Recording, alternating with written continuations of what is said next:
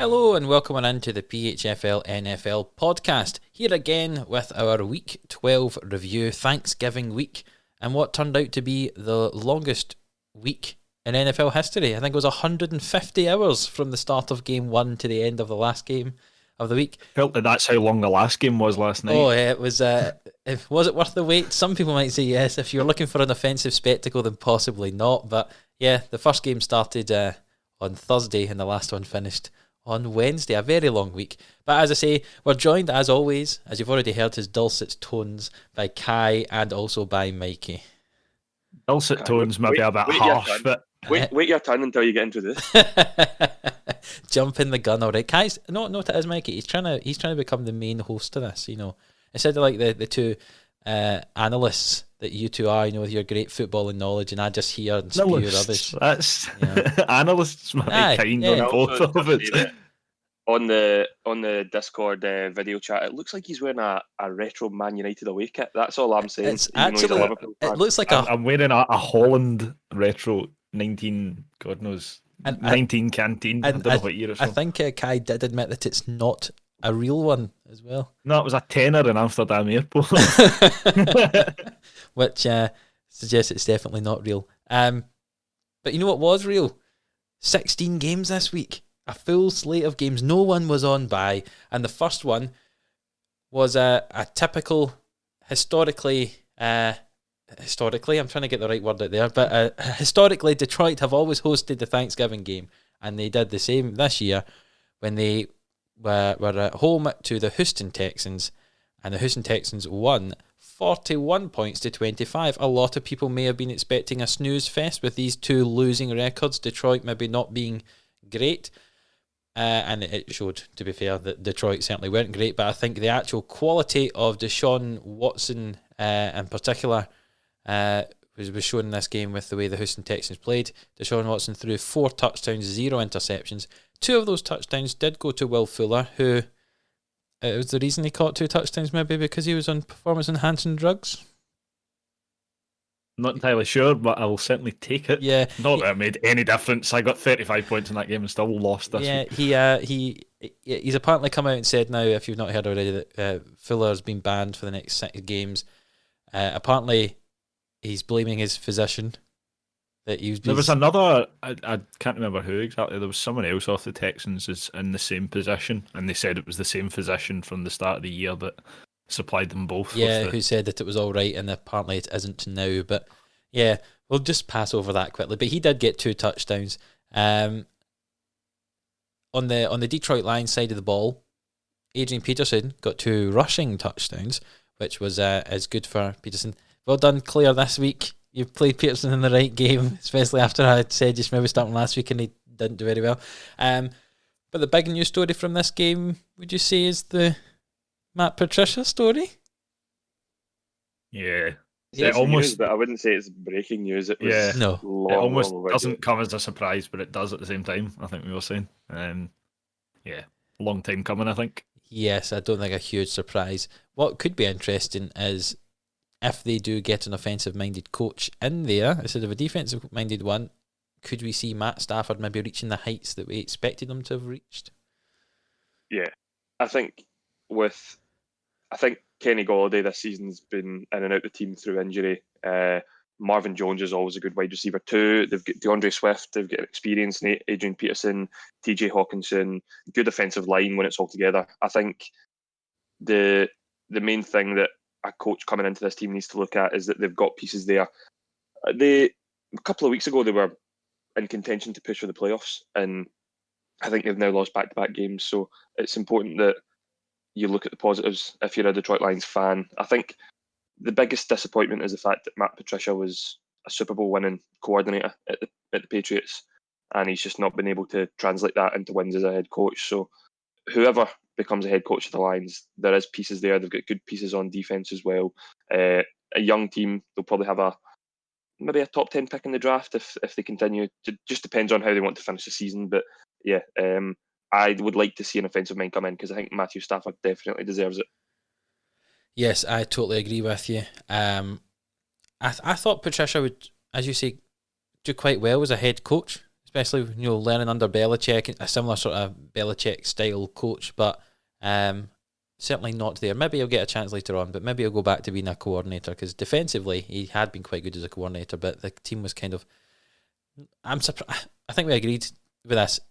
We're surprised he stayed in the job for as long, because he was there There's a lot longer than that. There's still a role for him. There's a role still for him in the NFL. As a head coach right now remains to be seen, but you've seen what happened with Jason Garrett at the Cowboys. He's now coordinated at the Giants. So there is roles still for coaches who get sacked or leave for whatever reason. So I like to think that Patricia will still be in a team in the NFL next season. Yeah, I agree. On the Texans side of the ball, I think their temporary head coach is maybe performing well enough. Do you think he might get offered the job full time at the end of the season? I know there's a lot of college coaches that a lot of people are liking the look of, but I think he's done not bad trying to turn this around. Obviously, the wide receiver game now, they have released Kenny Stills, and now they've lost Fuller, so their wide receiver room is going to be Cooks, QT, and Cobb when Cobb was back off injury. But it looks like Deshaun Watson was fine. He didn't really have to throw the ball a lot. He only tried 24 attempts, but 25 attempts, 4 of them touchdowns, passer rating 150. JJ Watt's interception. I enjoyed seeing him catching that ball and running back with it. It was textbook JJ Watt. Yeah. He just kind of had to get in the way of it, didn't he? He didn't really need to do a hell of a lot to catch it, but I mean, impressive nonetheless. After his wee brother kind of been showing him up so far this year, I think JJ just put him back in his place. Exactly, yeah. But I think there's quite positive things to take away here for the Houston Texans. Obviously, they're now on 4-7. I could see them with the remaining schedule getting up to 7-9, maybe 8-8 to be a 500 team, and that would end up after the start of the season. I think considering how they start the season, I think if they get to a 500 record, then I think they'll probably be happy with that. Yeah, I totally agree. There was also just to touch on it, the Deshaun Watson almost running back style flea flicker that happened. It was just like backyard football. It was unbelievable. I can't remember who the running back was, if it was Carlos Hyde, but went for a run, checked his run. It certainly wasn't Carlos Hyde. Sorry. It would have been impressive if Carlos Hyde got involved with the play. I'm reading his name here. I'm looking at something else.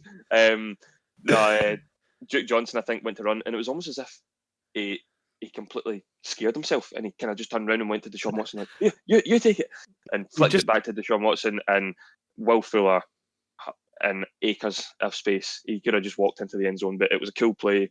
Nice to see that offense clicking after a terrible start to the season, but their schedule was so bad at the start of the season that now that they're starting to kind of play opponents that they have the beatings of. I mean, they played the Steelers and things like that at the start. And the Chiefs at the start as well, yeah. Yeah, so it's nice to see the Texans get some wins, because that schedule at the start of the season was probably the worst in the league.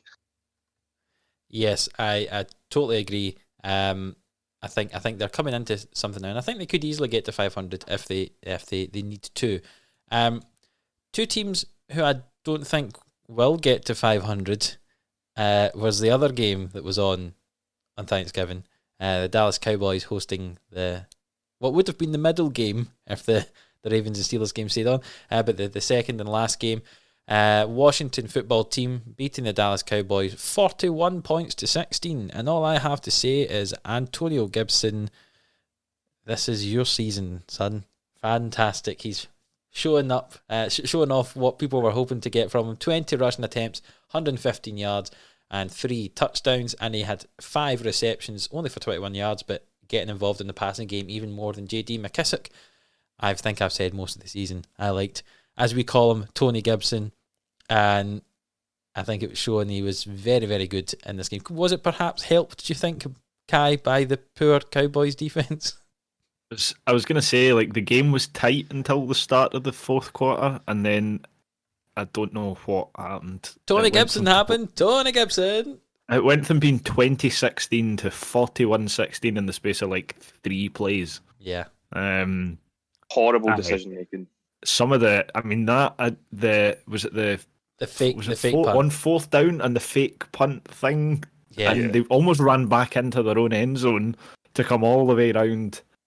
It was an end around in the fake punt, but I don't know if you've seen the still image of when he's done the end around, and there's a receiver downfield and wide open, and he just doesn't try and throw it, and he just continues to run.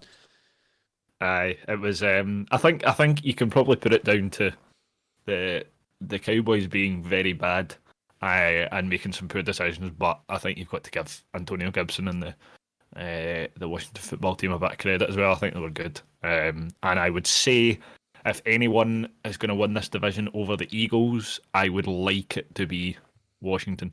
I would prefer it to be Washington than either of the other two teams. I think I had this discussion with Mikey. It's just I definitely don't want Dallas to win it. I don't think they will. And there's something I just don't quite like about the Giants. Yeah, so, I think Washington have a strong chance now, especially we'll come on to it later with the possibility of Daniel Jones's injury at New York. I think Washington have a good chance.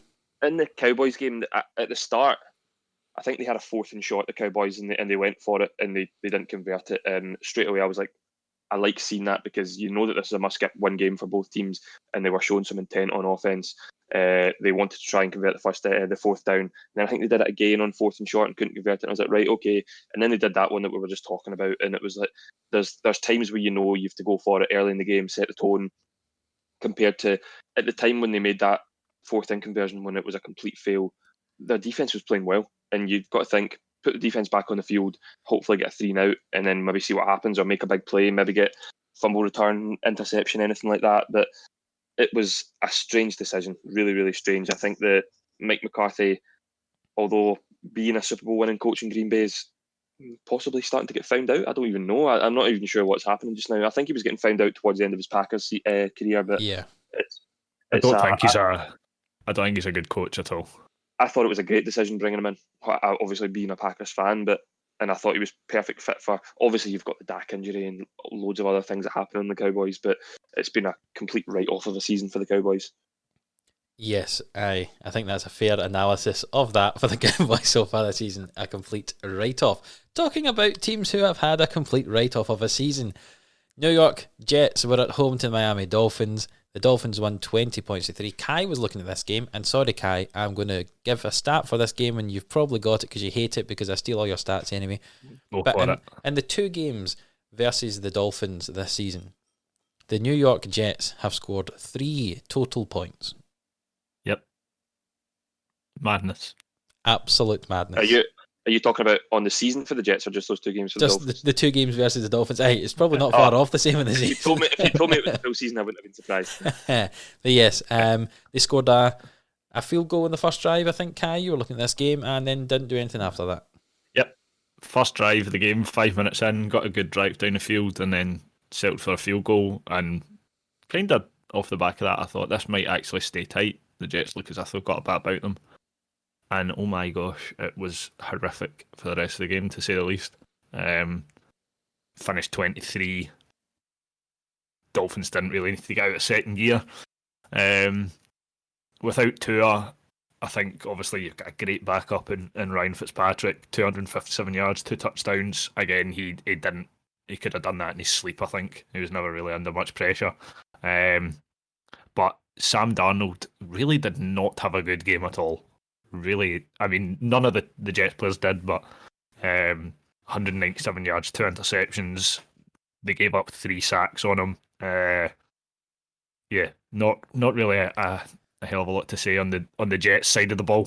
Everyone was saying all season, Darnold will be great when he's got all his weapons back, when he's got all his wide receivers. He had all his weapons back. Exactly. You said that. Yeah, I was saying that because there was other people saying it as well. Where did you rank in the QB rankings? 11? I think I had him fairly high, yeah.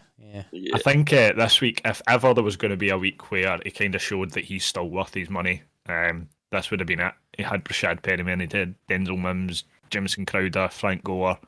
Yeah. He had a full offensive line, as far as I'm aware, I think, or he had almost as full an offensive line as he could have at this point. And he didn't really take advantage of it. No. Don't get me wrong, the Dolphins' defense is very good, and like I think you've said it as well before, Mikey. They are very much to be feared, but they didn't need to really be good to stop them scoring points this week. Yeah, my one sentence I'm going to give on this is New York Jets owners, just get rid of everyone. Adam Gase, trade away, start again. trade away Darnold, get loads of picks in, pick up Trevor Lawrence with the first pick of the draft, and rebuild this team. Yeah, that's all. I think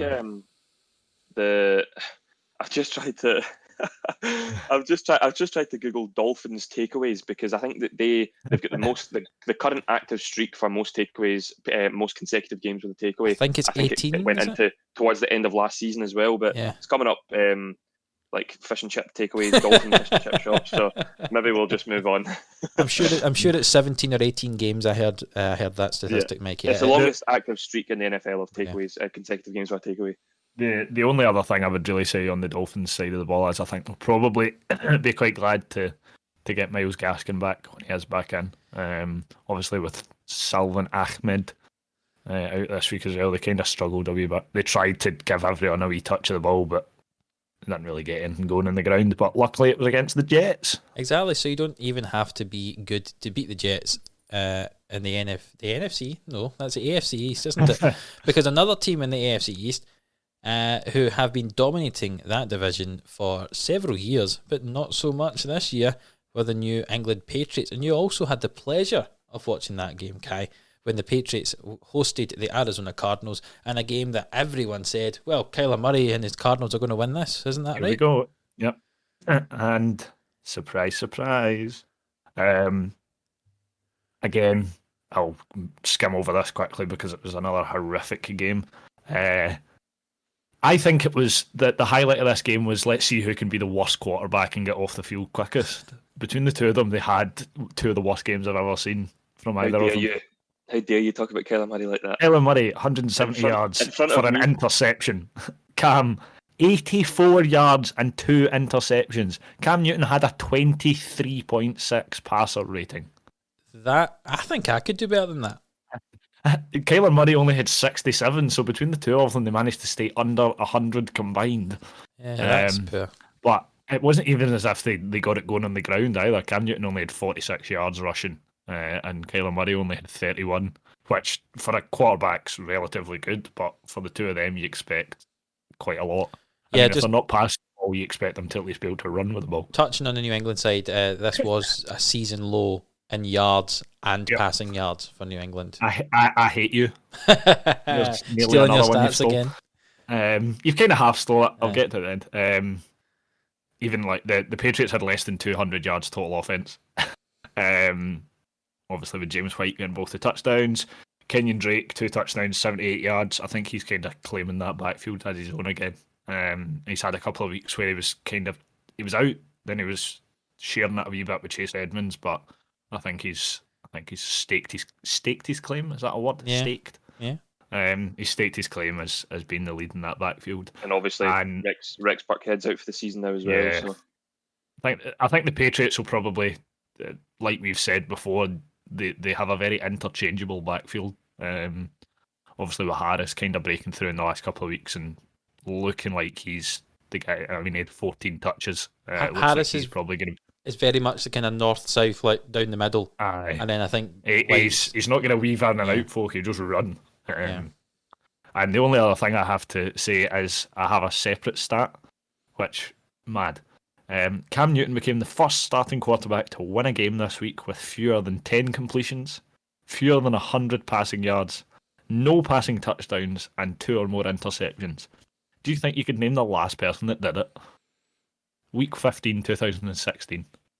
I think I know this. I don't. I'll see if Adam can guess it. So what was the statistic again, sorry? So the first quarterback since week 15, 2016 to win a game despite having less than 10 completions, he had 9. Fewer than 100 passing yards, he had 84. And 2 or more interceptions with no passing touchdowns. And the last time it was done was week 15 of the 2016 season. Yep. Joe Flacco. 2016 season. Joe Flacco. Nope. Right. Who did you think it was, Mikey? If you hadn't said 2016, I thought it was Mark Sanchez for the Jets. No. It was Brock Osweiler. Oh. Was he at the Broncos or the Texans at that point? I can't quite remember. I have no idea. I think it was still the Broncos at that point, wasn't it? Either way, it's a horrific start. Oh, yeah. And I think the Cardinals will probably be kicking themselves at the fact they managed to lose that game Oh, despite definitely. the Patriots being so bad. Yeah. And what would have been probably an easy win for them in their playoff push. Yeah, definitely.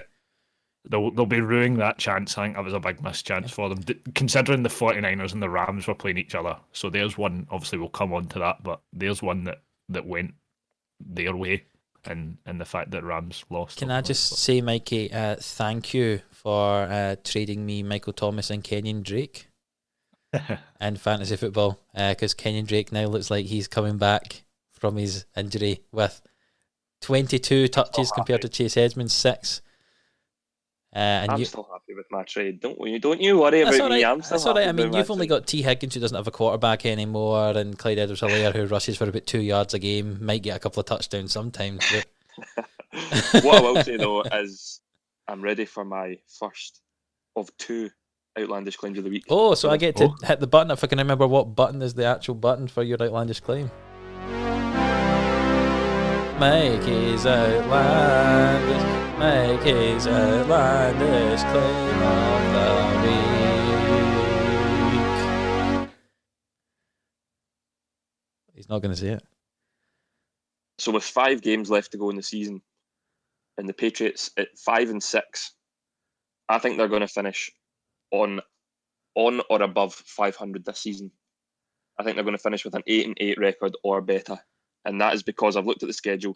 I think they're beating the Chargers this Sunday. I think we've seen it with Stephon Gilmore against Hopkins. Stephon Gilmore, I know he's in a struggling team this season, but he's still one of the best, if not the best corner in the game. He's only allowed 100 or more yards once this season. Yeah.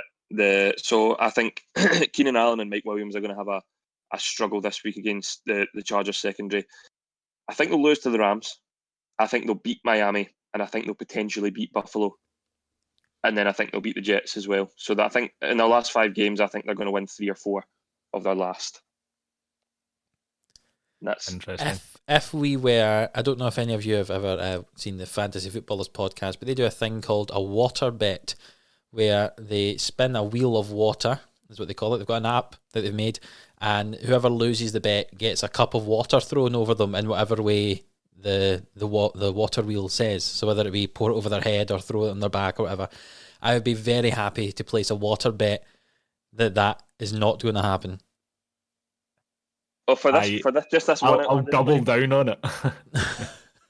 Okay, what we'll do is I'll accept both of those, and when we do our first podcast together, when we're all able to do it in the same room, if I lose that bet, I will get to do that to you. What do I win though? Just pride?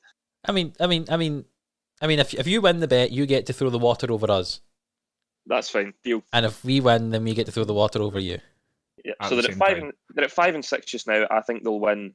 I think they'll lose one of their last 5 games, definitely against the Rams.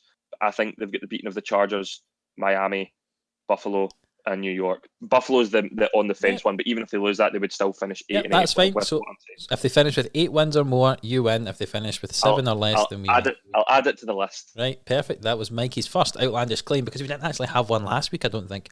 So he's making up for it. Making up for it this week with 2. Then next one's a big one. Well, talking about teams. I was trying to get a link here. It's not really going to work, but we'll just go on to the next game. The Vikings. Actually, I'll let you. My next outlandish claim involves one of these teams. So does it? There's the link. So the second outlandish claim is involving one of these 2 teams. There we go. Minnesota Vikings at home to the Carolina Panthers. The Vikings won 28 points to 27. This might seem strange to say, but I was always confident that Minnesota were going to win this game. Now, I know that seems strange because at one point there was 21 points to 10 down, but that was because of 2 defensive fumble recoveries for touchdowns in a row by Jeremy Chin, which is the first time ever in the NFL that 2 fumble recoveries have been returned for the touchdowns on back-to-back plays. To back snaps. Which is see if a wide receiver, or even even just a quarterback, let's just say Justin Herbert, on one snap threw a touchdown to Keenan Allen, then went off the field and got the ball back, and then on the next snap threw a touchdown to Mike Williams or something like that, It would be so cool. See the fact that a defensive rookie, has done it. Yeah. It's just absolute madness. Unbelievable. Back-to-back plays. Back-to-back plays. Unbelievable. It's now 6 one-possession losses for the Panthers this season. Now, to put that into perspective, the Panthers have lost 8 games. So 6 of those games have been by one possession they've lost. And just to clarify my point, I was always confident the Vikings were going to win it because I didn't think the Panthers were being great on offense, and those 2 defensive touchdowns made a huge difference to the game. If it wasn't for them, there'd have been 15 points in the game. Yep. But I was confident that the Vikings were going to win it, and in the end, even without Adam Thielen, Dalvin Cook didn't explode as much as he normally did. He did also have a fumble in there as well. There was a worry he was injured, but then he came back fine. The rushing game, I think they tried almost every running back they have on their roster on the Panther side of the ball. Mike Davis wasn't the kind of workhorse that he had been. Teddy, 19 completions, 267 yards, 1 touchdown, 1 interception. I'll be honest, it wasn't really that great. There wasn't a huge amount of excitement happening. I think that the final quarter was probably the only exciting part of the game. Yeah. It kind of middled towards an explosive finish. Exactly, but I say I was always fairly confident when I was watching it, and I looked back at the highlights. Obviously, I knew what the result was, and I watched the highlights.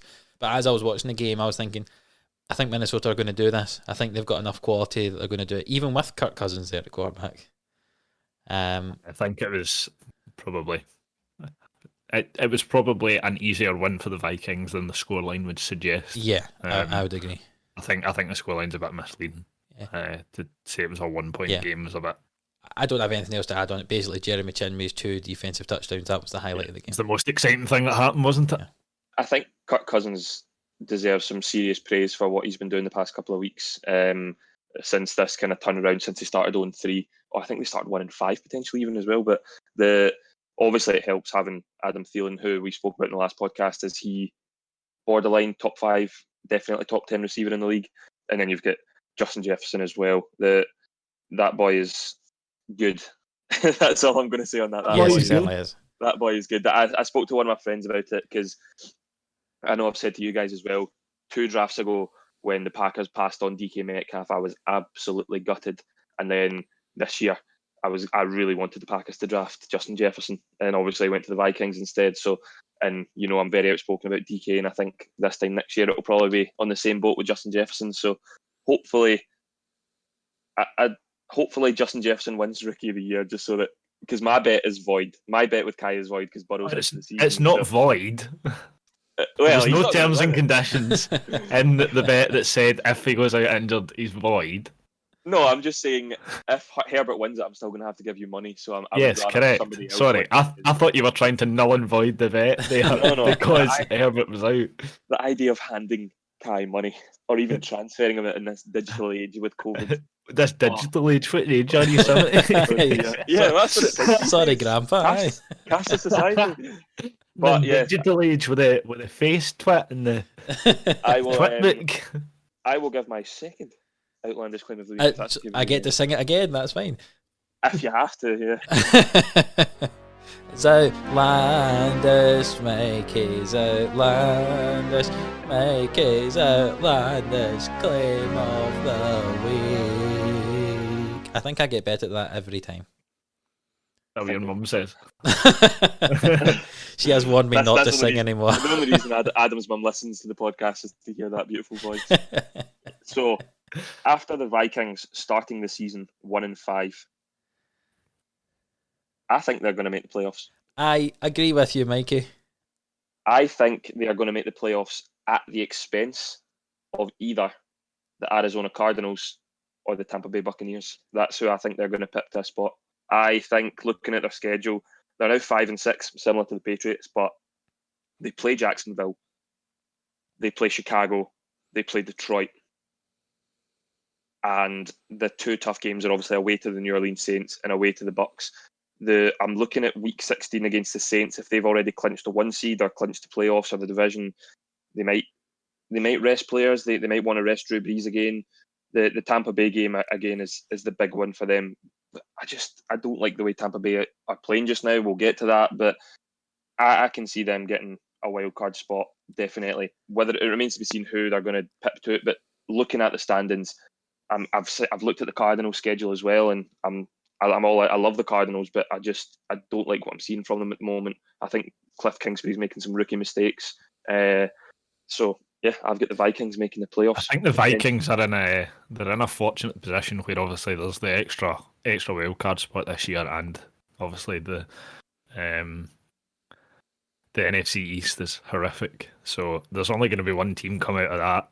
Obviously the Saints and the Packers are all but in, and then the fact that there could potentially be 3 from that division would suggest that if the Vikings get a run going, they've all got to still play each other. I think the Cardinals, the Rams, and the Seahawks. There's still quite a few divisional games to be played. So. Yeah, I also think, and we'll get to this as well, but with the 49ers towards the end of the season are going to play like they've got nothing to lose, and I think they might take games off their division rivals like the Cardinals and whoever else are playing. So that's another reason I don't like. That's kind of what I meant, is that division all kind of will take wins off each other. Exactly, so. And we'll obviously get to what the 49ers did this week, but I like what I'm seeing from the Vikings.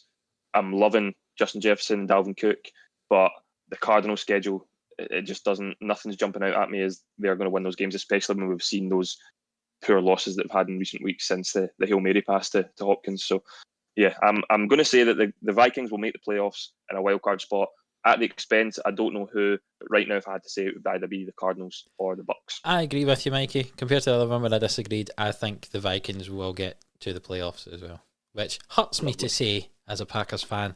Exactly, that was a tough one. But I actually do. One team, Kai, who I personally don't think should be in the playoffs, but somehow are at the moment, is the Cleveland Browns, and they scraped past the Jacksonville Jaguars. Explain. 27 points to 25. That was a strange game. Another not very exciting one, but a strange one nonetheless. Obviously, with Mike Glennon under centre for the Jaguars, I think people expected the Browns to probably run away with it. Which they did, because they never passed the ball. Yep. I mean, there's not really a lot to be said, to be honest. Baker Mayfield played uncharacteristic. I can't say that word. Should never have tried to say it. Uncharacteristically well.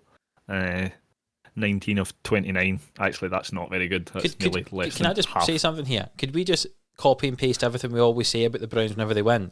Baker didn't pass the ball a lot. They ran the ball very well and ended up winning the game. To be fair, Baker Mayfield passed the ball relatively well for 90% of this game. I think we all know the point that I'm meaning when I say he didn't pass the ball well. You mean that really wide open receiver that he could have passed? A wide open receiver in the end zone, and I think he could have probably played it like a soccer throw in, threw it two-handed over his head and probably got it more accurate.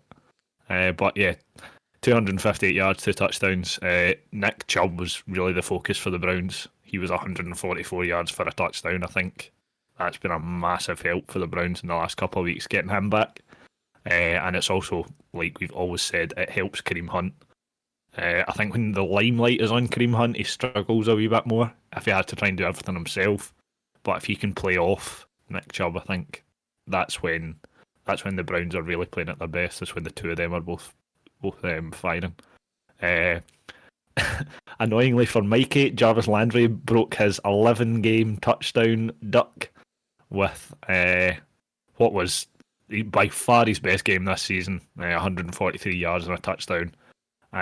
The week Mikey dropped him to the waivers. Luckily, Mikey still won his matchup this week. Well, luckily for him, unluckily for everyone else in the league. Like, looking at his points, like 11, 7, 7, 15, 12, 7, 10, 9, 5, 4. So I'm thinking, and he's not even been in my start. I think he was in my starting lineup the first couple of weeks of the season, and then I managed to bring a few rookies in off the waivers.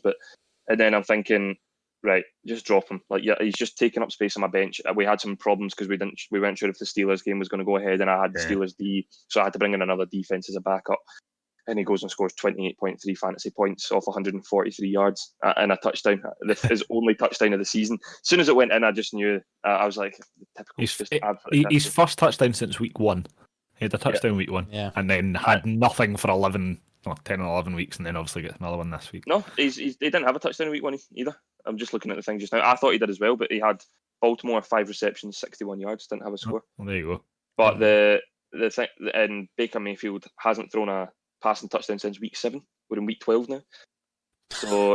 So he threw 12 this week? No, he didn't. He threw 2 this week. That is horrendous. I did not know that stat. He hadn't thrown one. Oh my god. 5 weeks. But I understand. I think one of them was a bye week, and then you had those 3 really bad weather games. But still, that does not. That's just it's shocking quarterback. As I've always said, if you have to win a game where your quarterback doesn't do what a quarterback's meant to do, that's when you should maybe worry. Yep, exactly. If they make the playoffs this year and maybe lose in the first round or something like that, do you think they want to look elsewhere at quarterback, or do you think they'll maybe wait till his rookie contract's out? I think regardless of what happens, they should look elsewhere. Like, I know obviously it's easy for us to say sitting here on our high horse, but I just don't think that's the right way for the Browns to go. I mean, they have so many good options. They have 2 very good running backs. They've got obviously Rashad Higgins, the rookie wide receiver, with Jarvis Landry and obviously Odell Beckham to come back. The 3 of them as the receiving group, 2 good running backs. If they've obviously got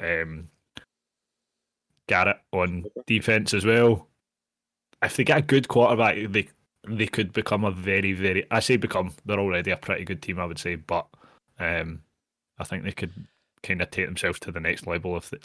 I can't speak. No, today. You can't. I'll take over. I can't believe they're 8-3. I cannot believe they're 8-3. No, neither can I. If they're sensible, this backroom staff, then they'll make use of the value of Baker after this playoff run and trade him for more than he's probably worth, and then get someone else, in my opinion. On the other side of the ball, Mike Glennon was actually surprisingly all right. Yeah, I was going to say, he didn't have that bad a game. No. 96.7 rating. Considering he's probably barely played, he's barely taken a snap in the past few years, to come in and do that is probably pretty impressive, and I think the Jags can't really ask for much more out of him. It looked like a fairly efficient offense, just looking at the statistics and seeing the result of the game. They didn't really make many mistakes, but they never. You didn't expect them to do so, but they never looked as if they were lighting setting the world alight. James Robinson doing what we've come to expect of James Robinson: 128 yards for a touchdown on the ground, 5 receptions for 31 yards as well. He got the most receptions and the most rushing yards. He seems to be the offense. The offense, yeah exactly. Colin Johnson? Aye, what a catch and run for that boy. Never heard of him before, but that was rather impressive. Aye, it was really good. And then, I mean, obviously they're missing DJ Chark. I think when he comes back, he's then obviously another option to slot into that. They have got to go out in this draft and get another quarterback. Because they're starting Mike Glennon out of choice. Baker Mayfield. Gardner Minshew isn't injured anymore, apparently. He's now third string, apparently. In the depth chart, they've actually got Luton as second option and then Minshew. So they can't run this franchise with Mike Glennon. Well, I mean, they're definitely at this stage getting a top 3 pick, so I'd imagine they'll get a quarterback from it. You would have thought. Yes. The reason that they're getting a top 3 pick is because they're really bad in that AFC South. But 2 teams who are actually quite good in that AFC South was my next game I was having a look at. The Tennessee Titans at the Indianapolis Colts. We'll start off on the Colts side of the ball just quickly, because there was no Jonathan Taylor this week, and you know how much I love Jonathan Taylor. Him and Tony Gibson are my 2. There was none of him this week because I believe it was his girlfriend who had tested positive for COVID and he had to isolate because of it. So instead you had the really efficient running play of Nyheim Hines and Jonathan Wilkins, who between them had 16 attempts for 51 yards, which wasn't great. Jacoby Brissett came on for a few rushing quarterback sneaks, which I'm still They not. seem to. I'm still not sure why they don't give that to Rivers, because I feel like Rivers is more of a physical specimen and would be able to break through better. But nonetheless, Yeah. they bring on Jacoby Brissett, and he got 2 rushing touchdowns on the goal line there. Philip Rivers really wasn't that great in this game, I don't think. And I say Indianapolis lost 45 points to 26 because, and we'll go into the important side of the ball here, King Henry, 27 rushing attempts, 178 yards, 3 touchdowns. Mikey is grinning like a Cheshire cat as he's in both of his fantasy teams that we have. Ryan Tannehill only had to complete 13 passes in the game because they ended up being so far ahead at one point. And who knew that AJ Brown was such a good special teams player to get that kickoff return for a touchdown off the onside kick? Clearly not me. No, because Kai, you've decided played him every at the week, haven't start of this week to change him and DJ Moore around. Then I changed them back, so AJ Brown was starting until maybe 5. Bearing in mind the games kick off in the UK at like 6:05, we'll call it. At like 5:59, I changed it. I put DJ Moore in. Well, that was a bit silly, wasn't it? Here's a question though: if DJ Moore got 10.1 points, if AJ Brown wasn't in your team and you put in DJ Moore and he got 10 points in your flex, would you be okay with that? Or are you just more annoyed because you've seen how big? Yeah, I think I'm more annoyed. I think I'm more annoyed because I know who I changed them for. Yeah, like you say, if that option wasn't there and DJ Moore would get 10 points, I probably wouldn't have been too bitter. There is another reason I'm bitter about it, but I'll wait until we get to that game and then I'll talk about it. He's looking right at me when he says that. He's looking right at me, Adam. Yep. He is looking right at you. It looks like kind of death. I have a note on this game as well. So at the weekend there was the Mike Tyson boxing match was on. Yes. Against Roy Jones, and on the undercard it was former 3-time dunk champion in the NBA Nate Robinson fought the YouTuber Jake Paul and got sparked out in the first. Absolutely knocked out. So a lot of athletes were talking about it. Steph Curry, loads of basketball players, a few NFL players. Colts linebacker Matthew Adams put this quote up on Saturday on social media. And this is his quote: "When I retire from the NFL, I'm picking up the boxing gloves. #heavy hitter." And then on the Sunday, that same person was ejected for throwing a punch. I think the whole weekend just got him too riled up, and he's too hyped up. Yeah, and he's just went and blocked somebody and been kicked out of the game. So that's the only thing I've got in that game besides King Henry. Yeah, I mean, Henry was just unbelievable. He really was. I really don't know what else to say about it. There was a chance he was going to get a fourth one, and Tannehill sneaked in a rushing touchdown as well. But there was I like that.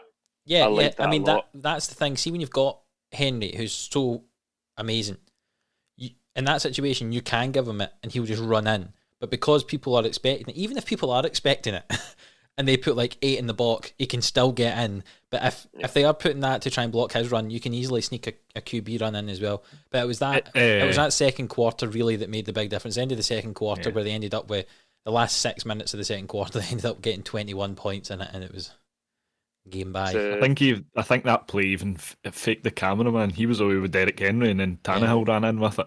Yeah, I think it's the Titans had 35 points at halftime. Yeah, and at halftime that was the most points the Colts had conceded all season in a game. Yeah, and it was only at halftime. The Colts defense is a really good defense, but it just got bet up on by Derrick Henry there. The only thing I say about the Titans now, I know that they conceded only 26 points here, but the only thing that puts me off them like being like a Super Bowl champion is I'm not sure their defense is quite at the same level as someone like a Saints, a Steelers. You know, I don't think it's quite elite enough to put it up there, but this offense is, I'm not going to say the best, but it's certainly up there and one of the best. Like they run, and then Tannehill has had, I think was it 5 or maybe 6 game-winning drives this season. So unlike someone like the Ravens, who are a rush-first offense, but then when they're behind, they struggle, this team can be rush-first, but then if they fall behind, they can still throw the ball. It's really exciting to watch. I think, sorry, and you go, Mikey. No, I was just going to say you also have Corey Davis, who's having a good resurgence this season. Like you say, they're not gonna shut a team out and win scoring very little points, but I think they play to their strengths and they go, we have got to score lots of points here because we're not going to keep a team out, so let's do it early. And I think they probably did that very well against the Colts this weekend. They knew the Colts defense was good. They had to go and be aggressive and score lots of points early. And I think they know probably that the Colts offense isn't that good. The Colts have won games on their defense, and they've just managed to coast through a wee bit on offense. But yeah, I think that was a big win for the Titans. Quick question: Do you think both these teams are playoff teams? Titans, definitely. I think with Derrick Henry, you've seen it towards the end of last season. He gets better as the season goes on, which is weird considering how much physical contact he takes. I think the Titans will be there. I think the Colts will probably sneak the 6 or 7 seed, but there's the AFC is brilliant just now. There's a lot of teams that are just fighting for that kind of 6, 7, 8, 9 spot. Like they're all there together. I think they've got enough, but I would have liked to have seen Jacoby Brissett play the full season. That's all I'm going to say. Yeah, I can understand that definitely. What do you think, Kai? I'm not going to lie, I didn't really pay attention to anything that was just said. Well, no, I'm just asking, Titans and Colts, do you think they both get in the playoffs? I would say yes, 100% on the Titans. The Titans will just build off this and they'll probably end up running away with that division, I think. For the Colts, I don't know, because I mean the Browns are picking up quite a bit of momentum, and I think what will probably save them and help them get to the playoff push is the fact that the Raiders have kind of fallen very badly. I don't think they'll get many more wins for the rest of the season. Well, so, the real competition yes. there. I was going to say the real competition there is obviously you've got Miami, who are currently 7-4 alongside the Colts. Patriots, who Mikey thinks might jump up there, but you've also got the Browns on 8-3, the Ravens on 6-5, the Raiders on 6-5. So, are the Colts in the top 3 of those teams? In my opinion, I think they probably are. I think they probably Colts will make the playoffs. Yes. The Colts finish the season at the Jags, but see the 4 games coming up. They play Houston twice, and Houston are playing well, and they are playing with nothing to lose at the moment. They play at Las Vegas in Week 14, which is huge. That's a big absolutely massive. And then they play the Steelers as well. I mean, they've at Houston, at the Raiders, and then versus Houston, and then at the Steelers. That's 4 very, very tough games for the Colts. I think if they come out of that with 2 wins, to then play the Jags in the last week of the season, I think they'll probably be safe on that. They'll need to sweep the Texans, I think, and maybe potentially take a win against the Raiders, because it depends on what the Raiders' schedule's like as well. It's heating up, and I love it. Yeah, it's looking good. Moving on to the next game, Mikey. This is your first game this week because of the way that they were all picked. So you get to talk lots, I'm sure. You're going to talk about... Cast me to the side. Yeah. Just cast me to the side. Well, you had a really fun game, didn't you, with Cincinnati Bengals with no Joe Burrows and New York Giants, who ended up losing Daniel Jones halfway through the game. So it was a really good quarterback performance, I'm imagining, in that game, as the Giants won 19 points to 17. You don't often see a 19, do you? No. But 19 points to 17. And I was reading the statistics and I couldn't quite believe it. The Giants have now won 3 games in a row. Goodness me. Does that surprise you? Kai is grimacing. It's weird. Yeah, because I know one of them was against the Eagles. See when Saquon's in this Giants team, I like the Giants. See when Saquon's not there, I can't be bothered with them. You like Saquon, is what you're saying. Basically, yeah. It was a pretty boring game. I would have liked to have seen Joe Burrow versus Daniel Jones for this one. I think if that was the case, I might have taken the Bengals in this one. You obviously had that. It's the longest scoring play in Bengals franchise history. Was that 103-yard punt return? I'll just brush over this because we've got a lot still to talk about. Just keep an eye on the Daniel Jones injury. Obviously, we don't know what's going to happen with that. Giants are obviously leading the division just now. Things are. I know everybody says it's the NFC least, and that's what everybody's saying, but it's still fun to watch if you're not a fan of that division. It's a fun division to watch. And then just lastly, Wayne the Train Gallman is what they call him in the Giants roster. He's scored touchdowns in his last 5 consecutive games. for anybody in fantasy. He's only rostered in 59% of leagues, so might be something to look at as the season goes on. But yep, it was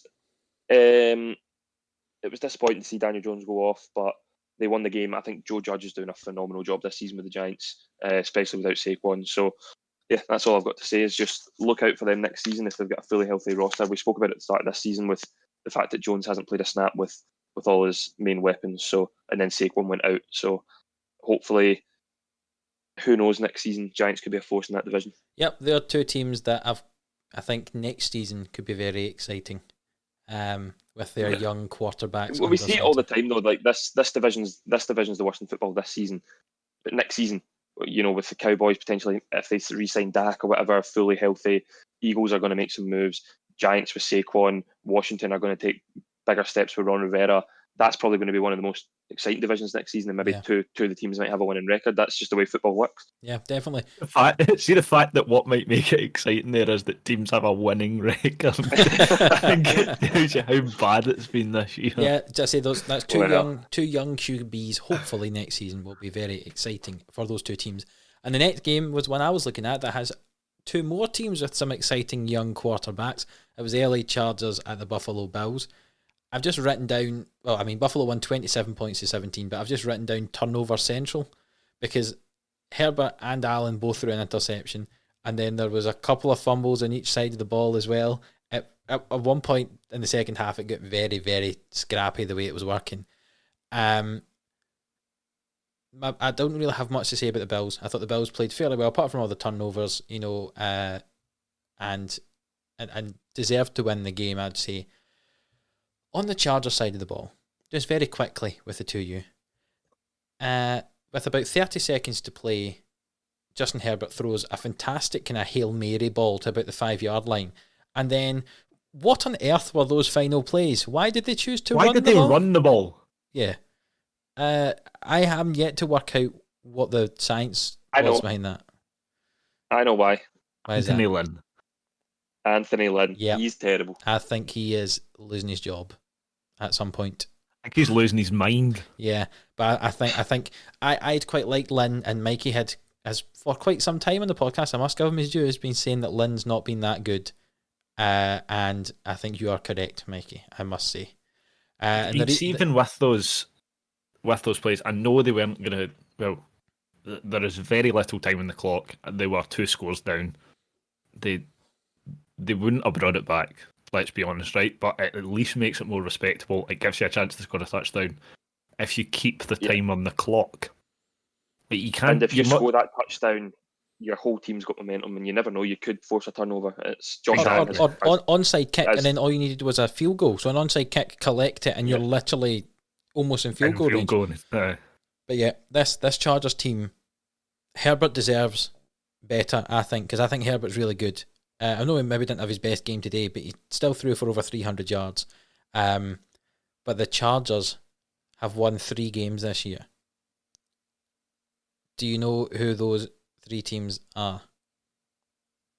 Bengals. Bengals is one of them. Jets is one of them. Jets. Yep. I can't think who the third one is. Well, I'm going to say continuing. Jags? Correct, yes. Continuing the same theme of that. So they've beat the worst 3 teams in the NFL. That's it. They've just beaten the worst teams in the NFL. That's it. They've not beaten a decent team yet. Here's an example of what I think, because Justin Herbert is just phenomenal. Can you imagine swapping Justin Herbert and Jared Goff, and putting Justin Herbert with Sean McVay with that team? Like, I think that could be. Sorry for the Chargers. Yeah, because I've spoke about it. I'm so high on Keenan Allen. I love Mike Williams. Austin Eckler came back as well. I know he only went for 44 rushing yards, but he had. Let me just I've got it here. He had 11 receptions for 85 yards receiving, which is huge. That he's a massive miss, and I said that on Sunday it's going to be great for Herbert having him back as well, not just to take away off the pass rush, but also he is a great pass catching running back as well. But yeah, they're very one-dimensional at times, the Chargers. Yeah, it's disappointing really, but I think next season, if they end up with a new head coach, they could come back stronger than ever. They're in a really tough division as well. one person as well who I just need to give a shout out to is Joey Bosa. His stat line this week is insane. It's like Madden rookie numbers: 3 sacks, 8 tackles, 6 tackle for loss, 5 quarterback hits, and 1 fumble recovery. Well, I mean, his That brother. one game alone is enough to make him Defensive Player of the Year. His brother had been showing him up last season and the start of this one before he got injured. Yeah. So Joey's trying to get his own back, I think. Huge game. Yeah. Loving the Bosa brothers. Yeah, I very much am enjoying them as well. Mikey, you're looking at our next game. Did you enjoy it as much as Atlanta beat Las Vegas 43 points to 6? Well, I'll tell you this.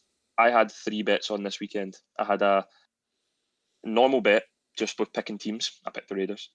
I had against the spread pick. I had -7 for the Raiders. And then I had another bet as well that had the Raiders in it. I was all in on the Raiders this week. Yeah. I think that's clear to say. Aye. You were right in the Raiders. I was playing golf with Kai on Wednesday or Thursday, and Kai was telling me that he was having some quarterback issues because he's got Lamar Jackson. I had Matt Ryan in. He had Matt Ryan in his team, and I said, on the first tee, I remember it, I said, no. Listen, what you're going to want to do is you're wanting Derek Carr because he's going to carve up this Falcons team this week. He is going to decimate them. And I just have it here because I also... Michael. Because I had Lamar Jackson in my English league as well. So I brought Derek Carr in. 215 yards. It's good. Yeah? Is that not good? Yeah. I mean, that's a fair enough yardage. Yeah. Not bad. 1 interception. I've just got it here as well. 3 fumbles. Oh, 3 fumbles. Yeah, that's not great. He finished with a whopping 57.9 points. No, wait, that's Tyreek Hill. He finished with 0.6 points in fantasy. Yeah. To be fair, so that is better than not playing like any quarterback at all. I would just like to publicly apologise to Kai for sabotaging my matchup this week. For endorsing Derek Carr, because when you look at my Josh Jacobs as well, they had 5 fumbles in total. Josh Jacobs also had 1. My starting quarterback and 2 running backs for my English league team, Derek Carr 0.6 points, Ezekiel Elliott 2.9 points, and Josh Jacobs 5.4 points. On my bench, Austin Eckler 23 points, Antonio Gibson 36 points. So I probably would have won that game if I'd started those 2. But to go back to the game, I apologise, Kai, because I did kind of need you to win that game because to cement me as the number 1 seed. It was shocking from the Raiders. Gruden will be absolutely disgusted with that performance. They put in a great effort against the Chiefs last week, and they've just followed up with this. Just awful. There's no other word for it. 5 fumbles, 3 from Derek Carr, 1 from Josh Jacobs. But on the other side of the ball, Falcons D was unbelievable, brilliant. And also the kicker, Young Ho Koo, I hope I've said that right, Ho Koo, was a perfect 5 for 5 on field goals and 4 for 4 on extra points.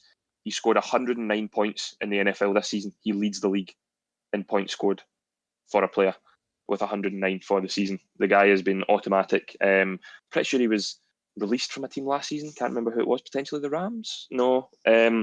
I'll find that while I let you talk about Chargers? it. Was it Chargers? I'm not sure.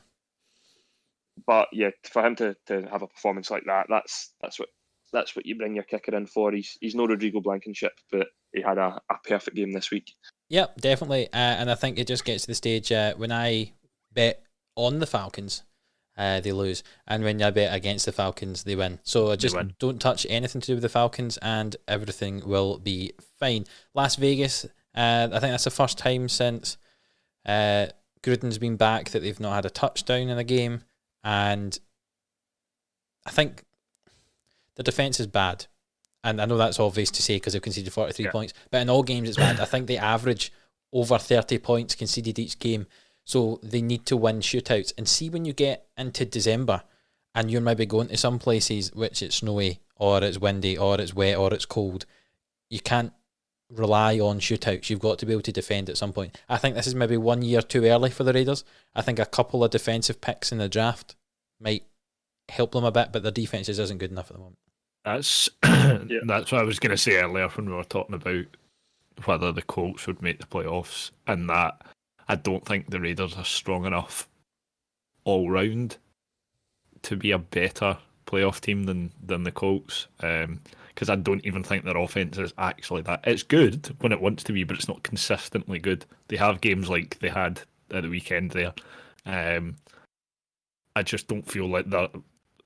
I think you could be right in that it's maybe a year too early. If they build on what they've got this season, like you say, they go out, get a couple of defensive picks, they kind of start being able to hold teams to less points. Then they will score points. They've got good enough options on offense. They've obviously got Henry Ruggs to come into a second season. He's not had the best rookie year in the world, but it's a rookie year. It goes one or two ways for people. I think we spoke about the Colts finishing schedule, and I said that I feel like the Colts and Raiders are possibly battling it out. So they play the Jets next. So you'd like to think that's a win, but after that performance against the Falcons, you never know. And then there's that big game against the Colts. Either way, whoever goes that's probably in the driving seat. And then you've got 3 winnable games at home to the Chargers, at home to the Dolphins, and at the Denver Broncos. So I think that I would pick the Raiders just over a favourable matchup. But as we said, that Week 14 game, Colts Raiders, I really hope I'm covering that game for the podcast. That's all I'm going to say. That'll be the decider that week. That'll be what ultimately I think turns the tide and who gets the playoff. Kai's outlandish claim of the week. Totally not outlandish. What was your initial outlandish claim about the Raiders, Mikey? I said the Raiders would make the playoffs. I said that was the outlandish claim. I said it would maybe have a 10-6 or an 11-5 record. But the main point of it was that I thought they were going to make the playoffs. I said also kind of ahead of the Browns or the Colts, but I'm just saying. But the main crux of it was they would get to the playoffs. I mean, they're 6-5 just now, so a 10-6 record isn't. If they win that Colts game, and then if they win that Colts game to go 7-5, and then you've got Jets, Chargers, Dolphins, Broncos. Yeah, that's what I mean. It's possible. I mean, it's also possible with divisional games to somehow lose to the Broncos and lose to the Chargers and end up 8-8 or 7-9 or something. But yeah. You know, moving on to the NFC West, which I think can we all agree is probably the best division in football at the moment. The most exciting, yeah. I would say. And the San Francisco 49ers beat the Los Angeles Rams 23-20, and that is now 4 games in a row that Kyle Shanahan has beaten Sean McVay as 49ers coach versus the Rams coach. The Rams have lost 3 games all season, and 2 of those have been against the 49ers. They're 7-1 against everybody else. Jared Goff was not great. Is that kind to say? 2 interceptions. He fumbled the ball once as well. And after the game, Sean McVay said, "Our quarterbacks got to take better care of the football." He says, called him out in the press, really. And Goff apparently didn't disagree when Goff was interviewed about it afterwards, as he fumbled and had 2 passes intercepted, including one that was returned for a touchdown. I don't really know what to say much about this game. It looks like the running back room is Cam Akers' room now. We talked for a while about it being kind of a 3-headed horse, but Henderson still had the most attempts, but only rushed for 19 yards from 10 attempts, whereas Akers had 84 yards from 9 attempts. Now that was mainly on 1 run, but he did finish that off with a touchdown as well. The running game for San Francisco, who again we think are a running team. Mostert was back in and he rushed for a touchdown, but Mostert did also lose a fumble as well, as did Jeff Wilson though. Like it was a scrappy affair. The main talking points in the passing game were that Deebo Samuel had 11 receptions and was the main receiver, obviously with Brandon Ayuk not being active for the game. Nick Mullins, surprisingly efficient in terms of passing, but didn't throw a touchdown and did throw an interception. No passing touchdowns in the whole game. Again, I know it seems strange because this was quite a result that maybe wasn't expected looking at the records of all the teams, but I don't really have much to say on it. It was a very scrappy affair, probably what you describe as a kind of divisional game when 2 teams are just trying not to lose really, but they were making some mistakes. Yeah, I don't have much to say. I say my biggest talking point about this is not even on the field. It's the fact that San Francisco aren't allowed to play at home anymore, and they're playing their home games in Arizona for the next while, Yeah, because the I county think has stopped all sport being played. But I think that could potentially have some knock-on effects in terms of their momentum and stuff. I know obviously I don't think they've had any fans on this season. Obviously, I think they were one of the worst hit areas yeah, in terms of COVID at the moment. But just not having the familiarity of your home field, of your home dressing room, all that kind of stuff. Like, it's just wee things that probably you don't think will make a difference, but to these players, it's like every game's an away game now. yeah. Well, they've shipped everything out. Like, they're doing all their practice and everything. I think they've basically moved everything's different. So as much as they're not really in contention for one of the playoff places. I know it's saying that you're like, well, they actually have a 5-6 record, so they're only potentially 1 or 2 wins back from it. But I think this will probably have a bit of a detrimental effect on the momentum for the rest of the season. It could potentially work in their favour. They maybe just go, you know what, we can use this as like a free hit, and we can just see what happens. And if everything goes wrong, we just write off the end of this season, and you know what, we start afresh next year. But you never know. Like you say with this division, I think it's probably the most exciting because any team could still win it. Really, any team could still make the playoffs from it. It's going to chop and change left, right, and centre for the rest of the season. My prediction for this division, though, is that it will be the Seahawks and the Rams are the only two that get out of it. I now agree with that after what I said about the Vikings. Yeah, I think the Cardinals will just miss out, and I think the 49ers will just miss out as well. I think the teams, maybe not all of them at 500, but I think at least 3 of them will be there. Definitely, I think every single team in this division will have a better record than all the teams in the NFC East. By the time, I think you can say that with confidence. Yes, exactly. Do you guys have anything to say about this? I know I've not really said much about the game, but I say it was a fairly scrappy affair. I thought there wasn't like a huge amount of excitement really happening in it. Yeah, I think hope that the. On you go, Kai. Sorry, I was just going to say, I think it just. I think you said it last week, sorry, Mikey. It's just how good Aaron Donald is and how much teams have to overcompensate for him. I think you saw it a couple of times. Like, the 49ers were having to put 2 guys and then like a third guy a couple of yards back just to stop his momentum, because once he starts moving, you ain't stopping him.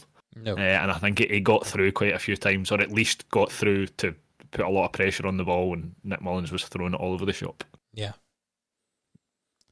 I was just going to say I'm just looking here, it was my 3rd ever most Mikey's outlandish claim of the week that I said that the 49ers wouldn't make the playoffs, and that was very early on in the season. So for that reason, I hope they don't make the playoffs, so that I look like a genius. Well, you look like a genius 50% of the time, Mikey, so it's fine. So 60% of the time, my claims work all the time. Exactly, yeah. So, good maths.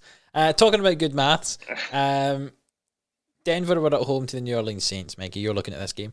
And Denver obviously struggle with their maths because they didn't work out how far away 2 meters was for all the quarterbacks. So they were all really close to each other without masks on, and then none of them were able to play because one of them got COVID. So they brought a boy off their practice squad, Hinton, who was a wide receiver. They drafted him as, even though he'd played some quarterback but wasn't good enough to keep the starting quarterback job at college. So he came in to semi-play quarterback, but mainly they just rushed it all the time, and he threw more interceptions than he did. Let's just say he threw more passes to the New Orleans Saints than he did his own team. His own team. I feel really sorry for the guy, because he has just been elevated into that team at the drop of a hat. He's not thrown a ball in years. I think they said that he hadn't practiced throwing a ball. I think he had maybe 2 days, if you're lucky. And he's going up against someone like Cam Jordan, who once he starts moving against you, if he hits you, it's sore. I think it's just one that the Broncos had to write off, and obviously give Drew Lock and Co a slap in the wrists and tell them to buck up their ideas. I think they have been fined now, I'm haven't going to they? go as far to say, yeah, they have, but they're back on the team. They've been activated now on Yeah, the COVID I list. think But they were fined. I'm going to go as far to say that this game was the game of the week. Like, just, I know it was 30-3. The Saints won, 31-3. But there's such a narrative going into this game, and I think all eyes were on this game this week. Oh yeah, because definitely, of, totally. And it was the agree. one we were what are they almost gonna do? excited about. I loved it. I absolutely loved it. So with Breeze out injured and the entire Broncos quarterback unit sidelined, obviously due to the COVID protocols, the Saints and Broncos combined for 91 gross passing yards. So that doesn't include yardage lost on sacks. So 91 gross passing yards between the two teams. This is the fewest gross passing yards in a game since the Dolphins and Patriots combined for only 89 in week 14, 1982. And that game was played in like a blizzard conditions. I was going to say, and the Patriots won 3-0. The Patriots won 3-0. If that was at Gillette in week 14, which is in the middle of December, that would have been in the snow. So I can understand the lack of passing yards here. But this one, so yeah, fair play to Kendall Hinton. I read a few things. He was working in sales last month. He was on the practice squad, but he was still working in sales last month. He hasn't been tackled in 2 years. He was on the practice squad as a wide receiver, and he came in to play an NFL game at quarterback, as Kai said, against Jordan and the rest of them. So it was crazy, but just a massive respect for him for taking that. Some people in the Broncos building hadn't even met Kendall Hilton before this game. So I'm guessing maybe some of the defensive coordinators and stuff like that hadn't even met him. yeah. And then also we spoke about it as well. Broncos put a request forward to the NFL to try and start Rob Calabrese, who he's the offensive quality control coach who played at quarterback in 2012 for Central Florida, and they were trying to get him in at quarterback. That just shows how crazy this whole situation in this game was. I've not even spoken about obviously the Saints side of the ball. Taysom Hill is a good rushing quarterback. I'm liking what I'm seeing from him. People aren't liking what they're seeing, but he's getting the job done.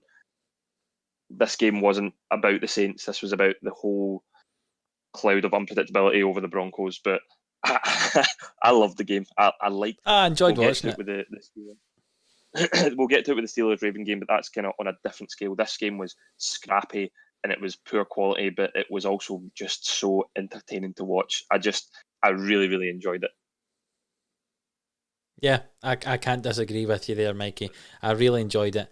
The only thing I would say, actually, just perhaps thinking fantasy-wise in this, is that Taysom Hill on the Saints side is completely destroying Alvin Kamara's fantasy value.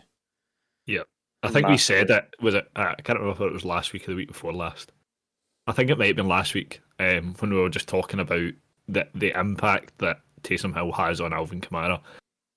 Teams obviously have to try and defend against both, and I think more often than not, in reality, like no disrespect to Taysom Hill, if you are going to try and defend against the run, you target Alvin Kamara. He's more of a running threat than Taysom Hill in reality. But Taysom Hill is good enough running the ball that if you give him an inch, he's going to take a mile, as they say. He manages to find space. So I think for as long as Taysom Hill's in, Alvin Kamara will struggle. Yeah, totally agree with you. What we spoke about when Derrick Henry almost scored that fourth touchdown, and the whole attention from the defensive side of the ball was on Derrick Henry, and Tannehill kind of snuck in for the touchdown.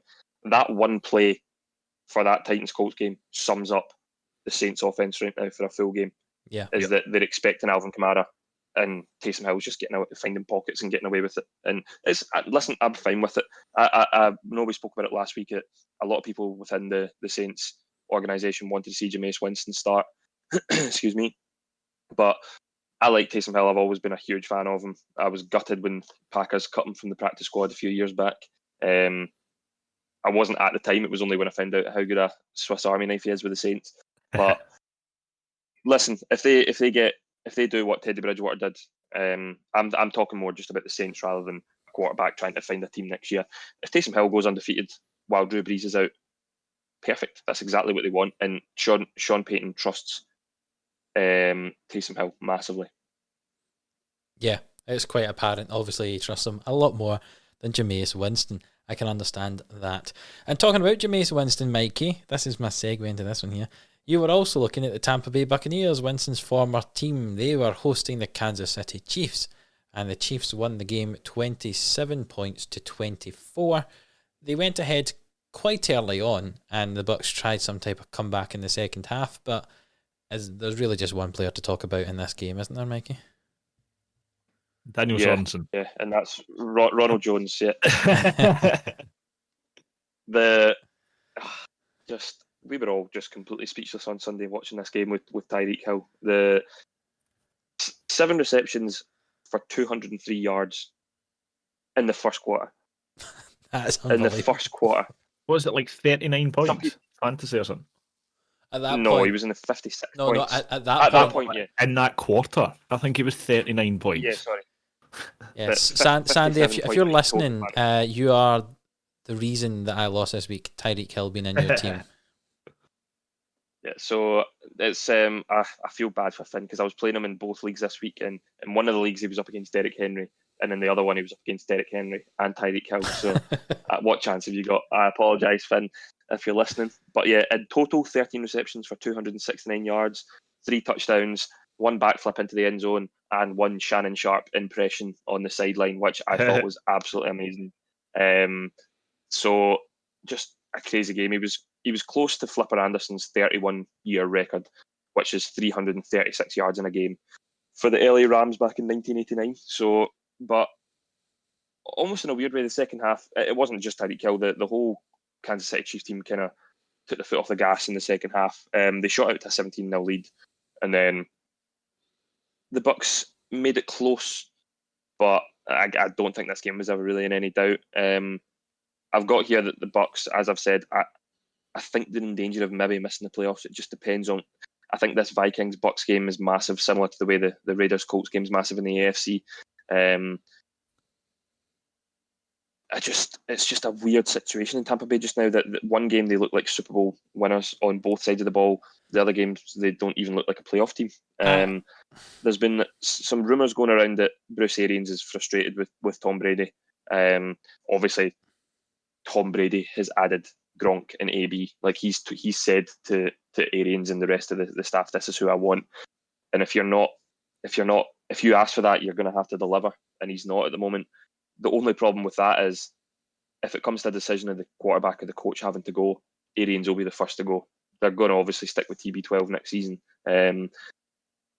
I'm a bit worried about Bruce Arians. I don't know what's going to happen with him towards the end of this season or next. If they don't make the playoffs, I think he could be gone, and that could be massive. But here's my opinion on this situation. I think the second half of this game, they found out how to use Tom Brady, and I know that sounds stupid, but Bruce Arians likes playing I understand that deep balls down the field, and Tom Brady doesn't throw deep balls down the field. He plays 20 yards for the line of scrimmage. That's the type of ball he's playing. He'd thrown something, was it not something like 89 complete passes over 20 yards? Tom Brady before going into this game, it was something stupid like that. But the second half, they started playing the short passing game, which is what Brady thrives on. Arians doesn't play that way normally, but Brady started doing it, and then you saw them come back into the game. So I think for Arians, if he starts playing the kind of short passes, especially to the tight end and the running back, and even the wide receivers, obviously, but when you look at New England, that's the way that the Brady played. He passed to Gronk, he passed to James White, he passed to Burkhead. That's who he was really aiming for. Now, that might have been mainly because he didn't really have many wide receivers there, but that's the type of play that Brady plays. And if they continue that the next few games, I think they'll easily get into the playoffs. If they start trying to pass it deep downfield again, I don't think they will. And if they don't, I think Arians, as you say, Mikey, could be in trouble. There's a rumour, not a rumour, but a suggestion that I heard, that I'm wondering if you've heard it as well, that if Brady gets annoyed with Arians, which is very possible to happen, you say that Arians is annoyed with Brady, but I think it could be the other way around as well. Arians could go, and could Josh McDaniels come in as head coach? Obviously knows Brady, was the offensive coordinator in New England for quite a long time, had the opportunity at a head coach job in Denver, and it didn't really work and went back to the offensive coordinator again. They know each other, they work well together. I would feel so bad for Bill Belichick if that happened. feel like this whole team's just upping and leaving, just going to another team. Like Gronk, Brady, and Josh McDaniels all Does at that another team. But does that though put the Buccaneers in a situation where they are building their franchise around Tom Brady, who in the next 2 or 3 years could retire? That's a good I point. think So, potentially, like, you yes bring and in no. someone like Josh McDaniels, who you bring him in essentially because he knows Tom Brady. I'm not discrediting the guy's abilities, right? You bring him in, you bring in Antonio Brown, you bring in Gronk, who Tom Brady's asked to bring in. I know he's arguably one of the best players ever, right? And it's hard not to try and revolve around him when he's in your team. But as a franchise, you have to be careful not to fall into the trap of making your franchise a player. Yeah, but also you've brought in Tom Brady to win your Super Bowl in the next 2 years. He's not going to be there for the next 10, Yeah. But I think the Bucks need to kind of be careful about the balance they find. Yeah, that's true. And to be honest, further to Mikey's points about a team possibly missing out in the playoffs, I think the Bucks will get 10 wins, probably, and they'll get in the playoffs. Yep, I think they'll get the playoffs as well, but I can't see them being very successful. They're coming off. They've got a bye this week, and then they play this huge game against the Vikings. And I don't know, just from what I've seen, I just think the Vikings, if they win their next game, the Vikings. Let me just check who they've got. While the Bucks are on the bye, the Vikings play the Jags, so they'll be coming off that with a couple of wins. I don't know. I'm really edging towards the Vikings pipping the Bucks just because of what I've seen lately from the Bucks. It's all about momentum, as we've said in the past. So again, week 14 is going to be very good with the Bucks versus the Vikings, and then obviously you've got the Colts, and the Raiders. The only thing I've got with the Bucks is even if they do lose to the Vikings, okay, their last 3 games of the season are Falcons, Lions, and Falcons. Yeah, so that's 3 wins. You'd like to think 3 wins. You're a playoff team. So I think by that point, the Falcons game is definitely the last one, but potentially is it Falcons, Lions, Falcons in that order? Yeah.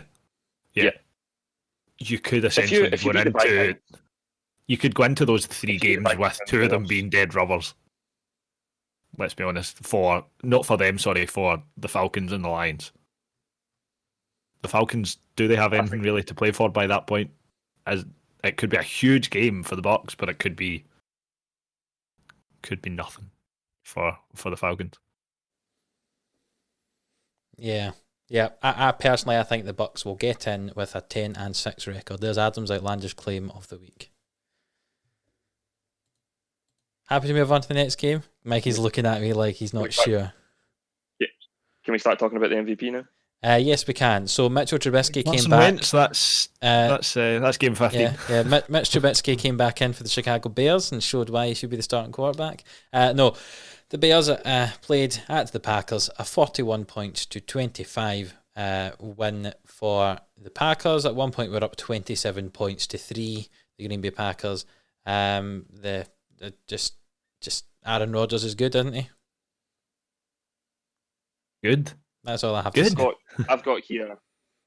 This is I sent this to Kai. So this is Patrick Mahomes' record as the season stands: 3,497 yards. We'll just call it 3,500 yards, 30 touchdowns, 2 interceptions, with 115 passer rating. Aaron Rodgers, 3,100 yards, so a wee bit less. 3 more touchdowns with 33, 4 interceptions, and a better passer rating. We've said before, this is Mahomes Mahomes is just kind of plodding along like Mahomes does. Like that we are just expecting this. But I remember at the very start of the season that Aaron Rodgers in the NFL top 100 was put outside of the top 10. The last 2 times he was outside of the top 10, the following season he won the MVP. And it's happened again this season. I think that what Aaron Rodgers needs to get MVP would be the 1 seed in the NFC. That's what he would need to stake his claim for MVP. That's the question I ask, is because it's not the best player. The MVP is the most valuable player. And my question is Aaron Rodgers more valuable to Green Bay than Pat Mahomes is to Kansas City? And my answer would be yes, because Kansas City, has got into the playoffs previously with quarterbacks who aren't Pat Mahomes, like Alex Smith has got into the playoffs and stuff like that. See if Rodgers was not in this team. Yeah, see if Rodgers was not in this team. Green Bay have got no chance again in the playoffs. It's your backup Just a little side quarterback. note on that. Jordan Love we've got, and we've also got... Can't remember his name. Jordan Love hasn't played a snap yet. We had someone else we brought in when we were wiping the team out. Boyle is the other quarterback. If we're just quickly talking about most valuable players, in my opinion, it's Derrick Henry is the MVP. That to me, MVP is that's. But obviously, we've spoke about politics, but the quarterback, it's a quarterback-driven award and a quarterback-driven lead. But right now, to me, Derrick Henry is the MVP. There's no doubt in my mind about it. He's. I know Tannehill's playing well, as we spoke about, but he's carrying that team. But anyway, let's get back to the Packers game, because I like talking about the Packers. Right, well, we've got 60 more seconds to talk about it, Mikey. So you talk about it and tell us what you want to say about it. On you go. Your time starts now. I'm just trying to find the one thing is that this was the 100th win the Packers have over the Bears, and it's only the 4th team in NFL history to have 100 wins over another team. I will try and find out who the other 3 teams are. Right, well, while you do that, I'll talk about the game then. So the Chicago Bears side of the ball, Trubisky came back in at quarterback. He did throw 3 touchdowns, but he did have 2 interceptions. Allen Robinson, surprise, big receiving game for him. 8 receptions, 75 yards, and 2 touchdowns. On the ground, David Montgomery, surprisingly good. Seems he'd been kind of struggling on the ground, but is it really surprising? Because he's playing against the Green Bay Packers, who don't know how to defend against the run. 100 yards for Montgomery on the ground from 11 attempts. See, this is my really fast analysis of this game. Moving on to the Packers side of the ball, you had Aaron Jones and Jamal Williams rush for 17 attempts each, mainly because, as I said, we were at 27 points, 28 points, something like that, to 3 up, 27 points, 3 up in the second quarter, so there was no need to start passing the ball later on. We had touchdowns for Adams, Tonyan, Lazard, who came back, thankfully, as our second receiver, and I was very impressed with the way he played. And Mercedes Lewis, who got his senior citizens touchdown of the day that he needed to get. We didn't really pass the ball that much. 21 attempts, 4 touchdowns, 200 yards, fantastic. And happy birthday to the 2 Aarons, Jones and Rodgers, who had their birthday earlier on this week. Packers, I think I said this before, against bad teams do well. Against the teams that are quite tough, in terms of physically tough, they struggle against. And I think that's why Adam's outlandish claim of the game, it seems to be everyone. I've got one now. I think the Packers will obviously get to the playoffs, but I think, see, if they play against a team with a tough defense, they'll lose. So, for example, if they get the 2 or 3 seed and play against Tampa Bay, I think Tampa Bay would beat them, because I think Tampa Bay are tougher, is my opinion. Yeah. But as I must say, I was happy that the Packers won this game, and I think they will easily, obviously, win this NFC North. I don't think they'll quite get the 1 seed, but well done, Packers. And that's Adam's analysis of the game.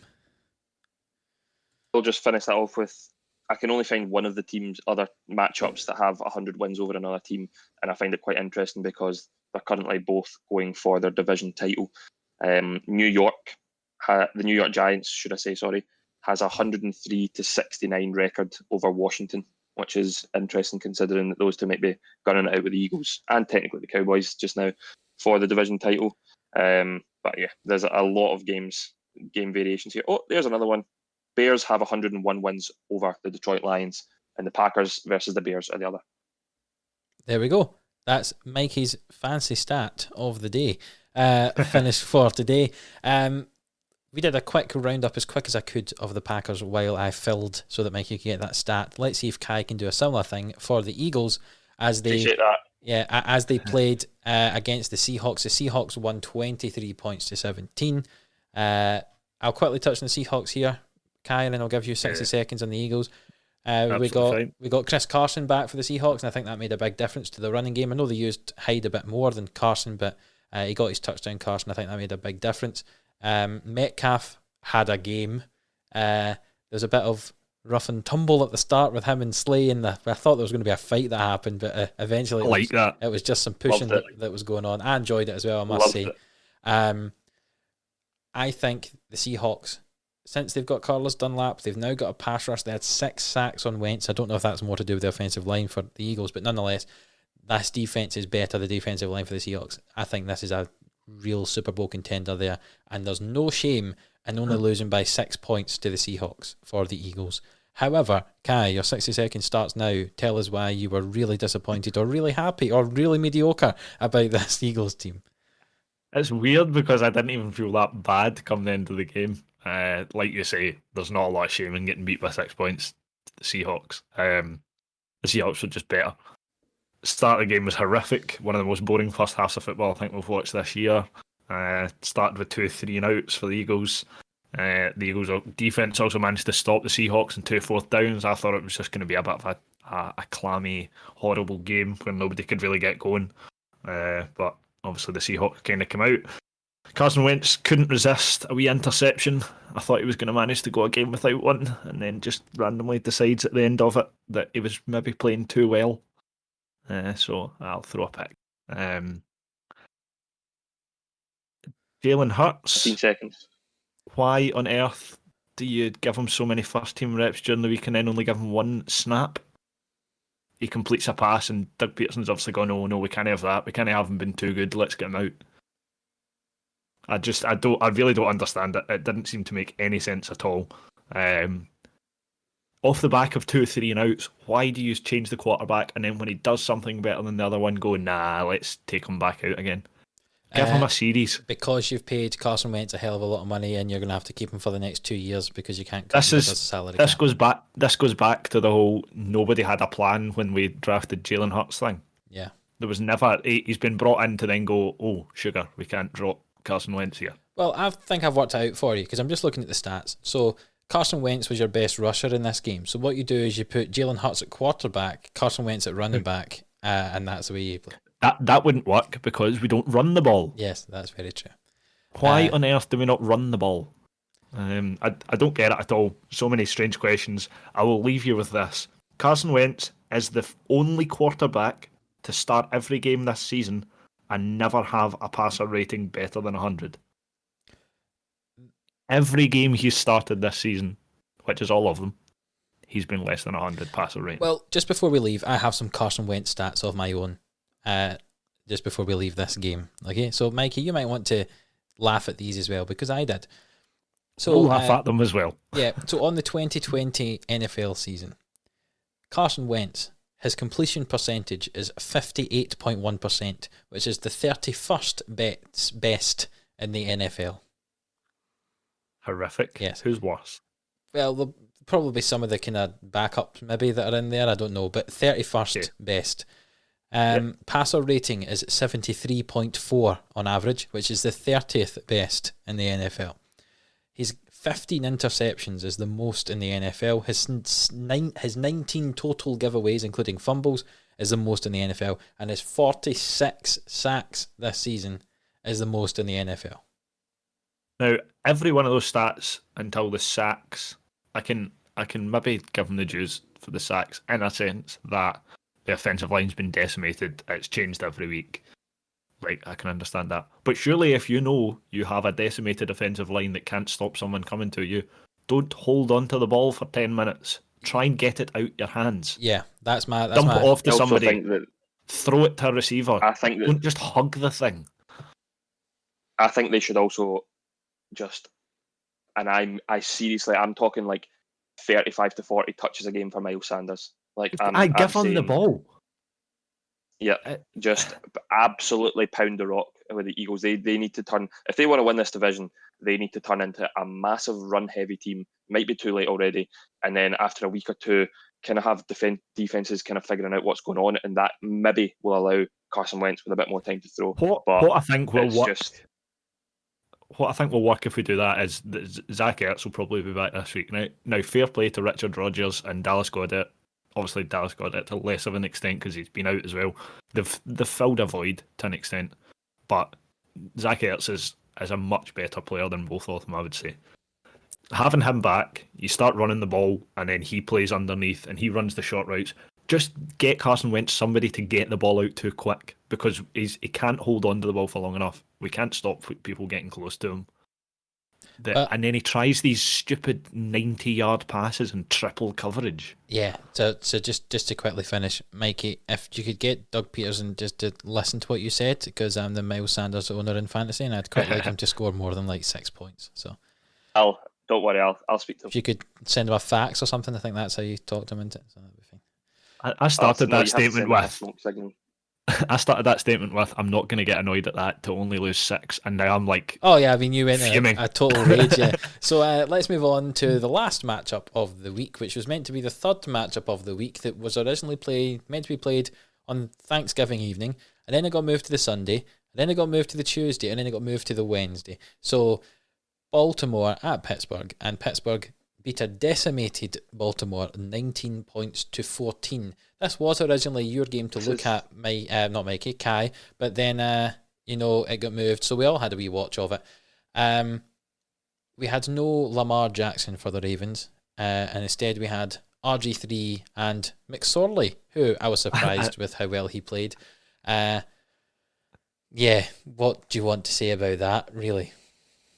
As Mikey said, RG3 is just a console Lamar Jackson. It's just not, for anyone that doesn't know what console means, it's just not quite as good a version of Lamar Jackson, but tried to do the same thing. This was the longest week in NFL history. Yep. 150 hours, I think it was, between the start of game 1 and the end of game 16. Yeah, which is just mad. I enjoyed the game. I know Kai was a bit apprehensive about it last night when we were talking about it, but I loved it. Similar to the Saints Broncos, it was rough. It was a bit all over the place. It was scrappy, but it made for entertaining, especially because it was the divisional game. It had been held on for so long and postponed that there was going to be some bad blood. It was, I enjoyed the game big time. Yeah, I very much enjoyed it. Deontay Johnson, he had 8 receptions for 46 yards. Not too bad, but some of those drops, goodness me, it was like he had butter in his fingers. Everyone was dropping it, from Ebron as well. I think Claypool. There was a lot of drops. Chase Claypool dropped 2 or 3 that you would really expect a bang average receiver to be able to. It wasn't as if he was under pressure. Did we see Big Ben coming on at the start of the game with his helmet? Did you see what he did with his helmet? Putting it right against the fan heater. The commentator said to be fair, he is 36, so he probably likes the small comforts in life by now. If that's a rookie quarterback, he just chucks his helmet on and gets out and deals with it. Big Ben, he needs to be comfortable in that pocket. Is this the way that the Steelers are playing? They're a pass first team, but it's not throw the ball down the field. Basically, see how most teams would try and run the ball for 5 yards. They passed the ball for 5 yards. Yeah, because his longest pass was 27 yards in that game. Yeah. There was talks, again, commentators, it was Chris Collinsworth, who I think is the best commentator of all time. I absolutely love the guy. I like him.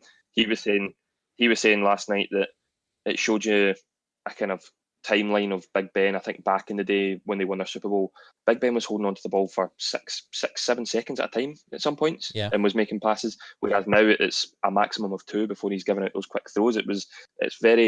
It's what you're saying is right. Rather than just those wee chunk plays with running, they're doing it with passing instead. But I've just I got a message at the start of the podcast from one of my friends, Josh, who's a Cowboys fan.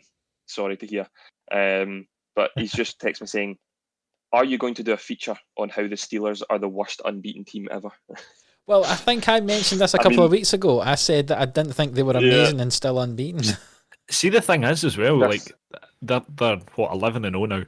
The Chiefs are only 1 win off them. The Chiefs are 10-1. See, the thing is as well, really they lost against a poor Raiders team.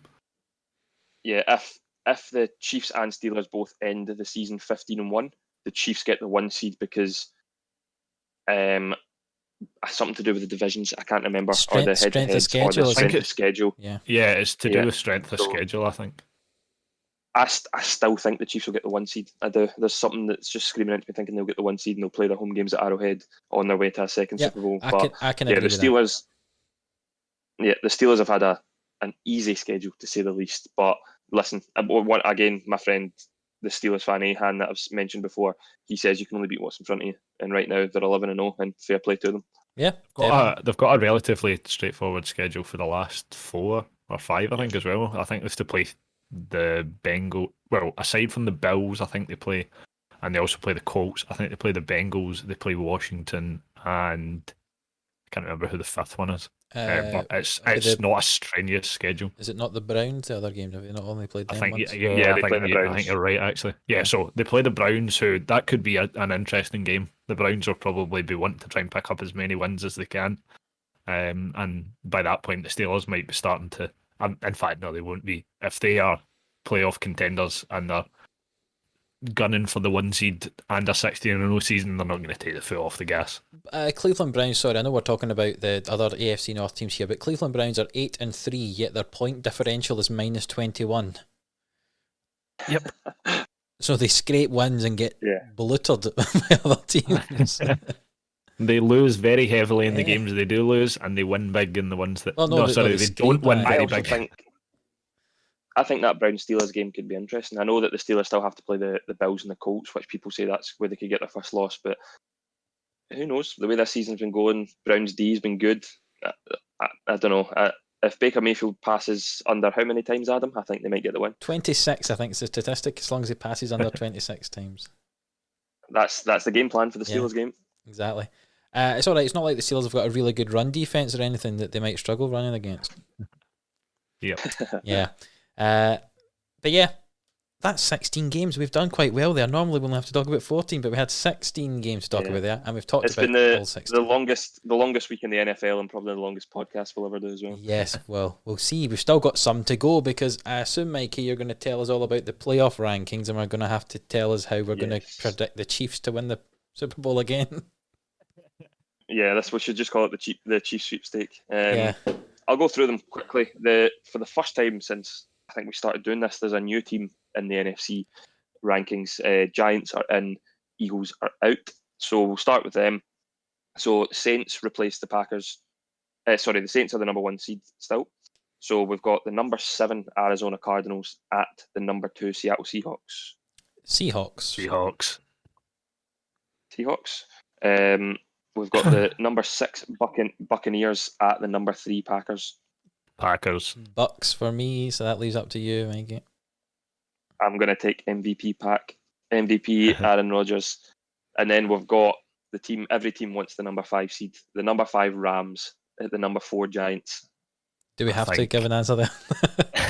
I think Aaron Donald will absolutely play with whoever's in at quarterback in that game. Yep. So that's the number 1, 2, 3, and 5 seeds progress. So the Rams at the Saints. Saints for me. Yeah, I think the Saints probably. Saints, right? Yeah, Saints. Well, I was taking the Rams, but okay, Saints. And then we've got the number 3 Packers at Seattle. Yeah, I think so. Seattle's defense has improved. Yeah, with an improved defense, I think Seattle will be too good. I was taking the Packers, but whatever. That's fine. It's my game, but you're ruining it. And then the Seahawks at the Saints for the NFC Championship. Oh, that is tough. I think purely on offense. I'll start with a Michael Thomas vintage performance that everyone's been waiting for all season happens in the NFC Championship, and the Saints will go to the Super Bowl. Okay. I know we've slated them so much in the past few weeks, but I just have a feeling that if the Seahawks get there, they'll win. I don't know. Right, I'll go Seahawks. I'll put it down to you. This usually gets put on me. So Seahawks.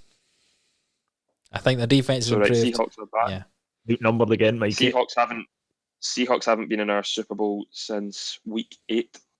And then we've got the AFC. Only difference this time is the Raiders are out, the Dolphins are in. So Steelers again with the number 1 seed. You've got the 7 Raiders at the Kansas City Chiefs. See, this is a sort of game. This is the one that Adam likes. Is the one that Adam likes. Yeah. Yeah, but I think I'm going to go Chiefs. Yeah, I think Chiefs. I just don't think the Raiders are very good. Yeah. I think every other week we could have said, especially after the 2 Raiders games, and been like, well, the Raiders. But after that Tyreek Hill performance, I can't say anyone else but the Chiefs. Browns number 6 at the number 3 Bills. Bills Bills all the way. all day long. Yep.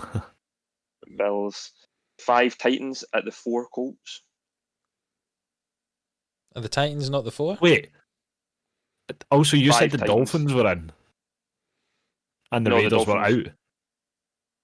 How have the Raiders lost and got Yeah. into playoff contention? Yes, my apologies. Let me just, I realise what I've done now, yeah. I have it here. Hold on 1 second. Elevator music Apologies. plays while Mikey finds the right playoff contention. Have we got a wee tune while we play it? Oh no, that's just how this segment's going. Yeah. It's my first mistake. Leave me alone. You guys have had it out for me since day one. Right. So as we said, the Steelers are the number 1 seed, Yes. obviously. And I've got it here. So start again. Big deep breath, Michael. Right, here we go. So it's taking forever to load. More elevated music. So we have the number 7 Colts at the Kansas City Chiefs. Sorry, so let me start again. Chiefs. I'm still going Chiefs there. Chiefs. Yep. And then we've got the number 6 Miami Dolphins against the number 3 Titans. I would like the Dolphins to win there. I think there would be something nice about that, but I think it's got to be the Titans. Titans, yes, please. I'm taking the Titans. And then you've got the number 5 Browns at the Buffalo Bills again. We're just sticking with that. 100% the Bills still. Yeah, Bills. Yep. So this one we've got the top 4 seeds going through. So the Steelers now come into play. So we've got the number 1 Pittsburgh Steelers at home to the Buffalo Bills.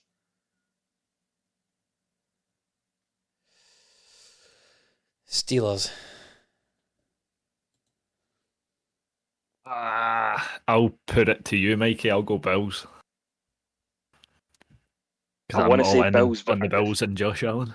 Yeah, I want to say Bills, but I'm just the Steelers have given me no reason to believe that they won't win a playoff game, so I'm going to say the Steelers. And then we've got the number 3 Titans at the Chiefs. This is tough. This is very hard. Very hard. Give me Derrick Henry. Give me Derrick Henry all day long. I'm going to go with the Titans just to be different. And I'll go with Chiefs so I can put it on Adam again. Yeah. Now, I think I said it might have been last week or the week before.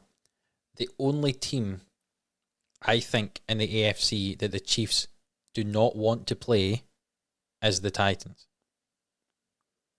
And for that reason, I'm going to pick the Titans. Nice. So for the first time since we did this. Oh, sorry, I've just stole your line. Yeah, first time since we did it. Well, it's you're allowed to. I've had an absolute nightmare for this segment. So we've got a brand new Super Bowl that we've not had before. Oh, Titans we've versus not, we still need the. It's an AFC Championship game, not a playoff. We still need the Steelers Titans game. You are having a honker here, Mikey.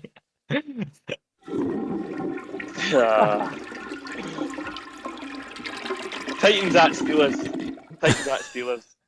Let's just get this done so we can get to the predictions. Let's go Titans. Titans for me as well. Right, so again, what I said from the start then, you just had to butt in with that AFC Championship game. Titans at Seahawks, let's go. A rather crucial part of the playoff picture, Mikey. Titans against the Seahawks in Tampa Bay for the Super Bowl, and the Titans will get there realising, we've not really been at one of these before, and they will crumble, and the Seahawks will win. I think they'll fall to bits. I say Seahawks. I think Tannehill's lack of big, huge, massive, big spectacle games will probably show compared to Russell Wilson's ability in a playoff game. In week 8, we said the Seahawks would win the Super Bowl, and then weeks 9, 10, and 11, we said the Chiefs would win, and we were just absolutely going in on the Seahawks, saying how bad they were. And now suddenly, all of a sudden, they're winning it again. This defense of the Seahawks, I think, was the missing piece. I think they were really their running, their passing was fine, but they didn't have a pass rush. And I know you can't put it all down to one player, but since Carlos Dunlap's been there, that pass rush it unlocks other players. Him being there and him being good kind of frees up other players to go and do their job better. Yeah, exactly. They were kind of overcompensating for the lack of pass rush. Yeah, definitely. And what's that you hear? I would just like to apologise to all the listeners for my meltdown. It's the first time we've ever had a Shambolic meltdown. performance.